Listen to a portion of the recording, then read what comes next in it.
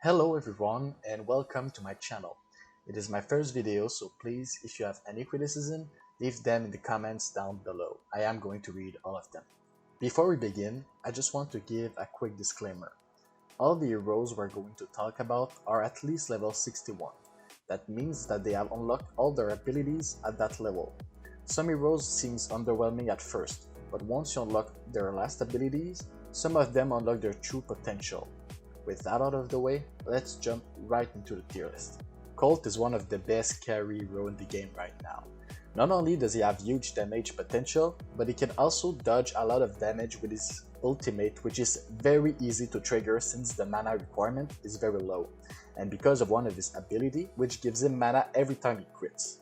Colt is a solid addition to any team and he fully deserves his S tier position.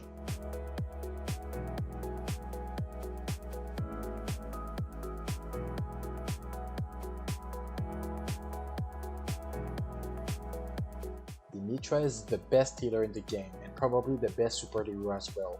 She helps you keep your damage dealer and your tank alive. She's a must-have in any team, hence her S tier position.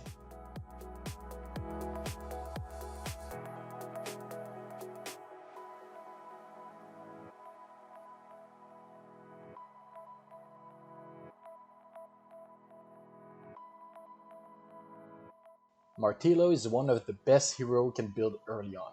His ultimate does insane amount of damage and he can chain them as long as his ultimate one-shot the enemy's hero, which happen quite often.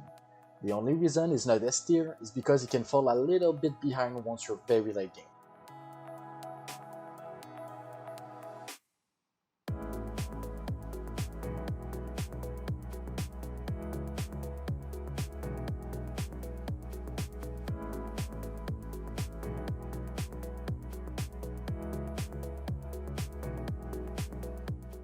Ornata is a melee damage dealer whose ultimate has the ability to one-shot the enemy's team, which is ridiculously powerful. She also cannot be targeted during her ultimate, which means once she starts, she cannot be stopped. She's one of the only damage dealer that can heal herself too. It's obviously not a huge amount, but it can still make a big difference. Hanako is a fine early game damage dealer. She basically builds damage with her ultimate that detonates only when there's enough damage to actually kill targets. She also does decent damage in the late game but does not have a lot of health or sustainability compared to other options. She can easily be defeated if the opposing team is using heroes like Rozan or Akiro. She can also get stuck on tanks since she only attacks one opponent at a time and her ultimate doesn't do damage until she can actually kill a target. But overall, Hanako is a solid choice for early game and even sometimes late game. Saito is obviously really good for tanking, since he gains life on each attacks. Also, because he doesn't die for some amount of times when he reaches 0 health, it makes him not only be able to tank huge amount of damage during that time, but also gives him the time necessary to recover his health with his lifesteal and with the helps of Demetra.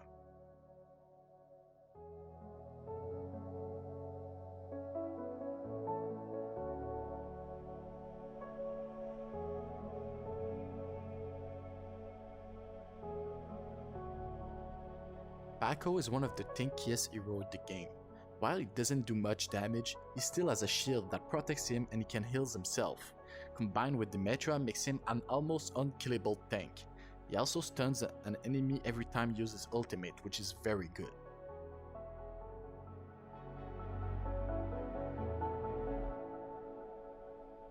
Massilda is a fine hero. She will never do the most damage or tank the most, but she will never disappoint you either.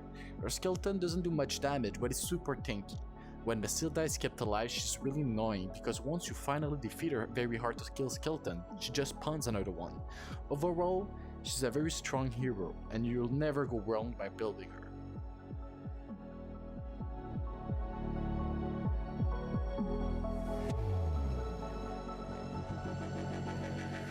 Eira is a solid tank with pretty decent damage.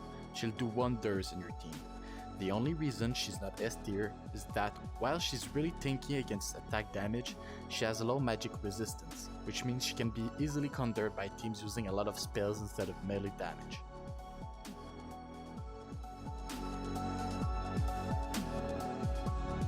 Brownbeard is super tanky in the front line. He summons deckhands that also stun an enemy whenever they get summoned, which is really strong. The extra deckhands are very helpful for absorbing damage, but they can also stun in an area of effect, which is super strong against teams that have heroes grouped together or melee carries. His damage is also pretty decent for our tanky heroes.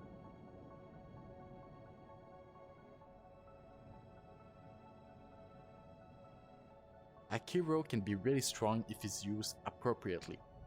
What I mean by that is that Akiro is weaker than most heroes, so he has pretty much only one role, decimating opposing team support heroes. The problems with him comes when the opposing team has no support heroes or has placed a more tank hero to counter Akiro. In that case, Akiro will just be literally deleted from the fight, which is why you don't normally want to place him in your defending team, since your opponent could easily counter him by modifying his composition. But when used wisely in attacking, you can really turn the battle to your advantage by defeating enemies' support heroes. Rozan is really good in terms of raw damage, since his attack hit multiple targets. His ability can also hit backliners, which is really useful to take out enemies' healers or supports. The only downside is the fact that he doesn't have a lot of health, which still gives him a solid place in A tier.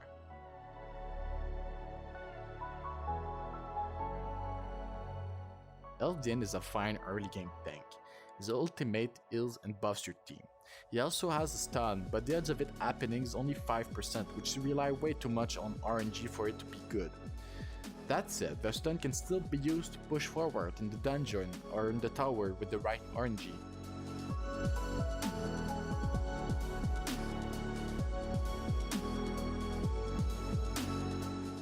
Velena is a fine support hero that can do a lot of different things like buffing your teams, healing them, giving them mana so that they can use their ultimate faster, and she can even stun their opponent.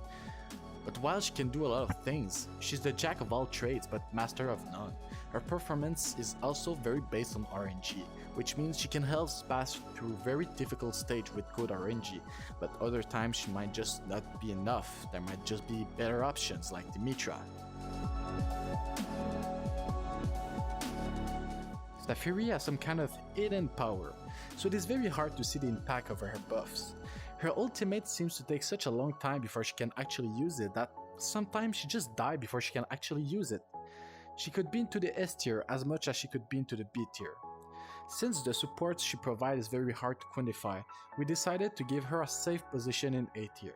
But one thing's for sure, she's a hero that will shine way brighter in the late game than in the early game.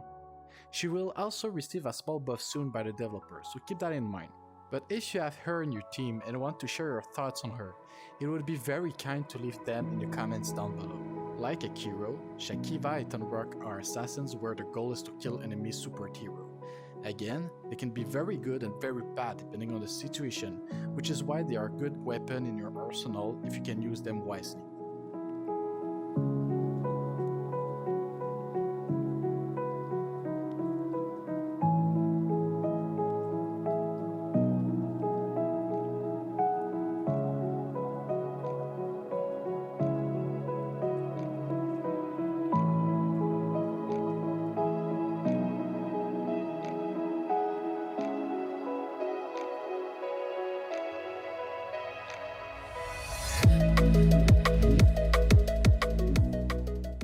Haldor Layla are not worth building for now, since the devs did not finish the heroes yet. As you can see, my team can beat a level 240 Haldor right now, which show that he's not worth building as long as he's not finished. Once the devs release all the abilities of the heroes, we'll have to give another look to them.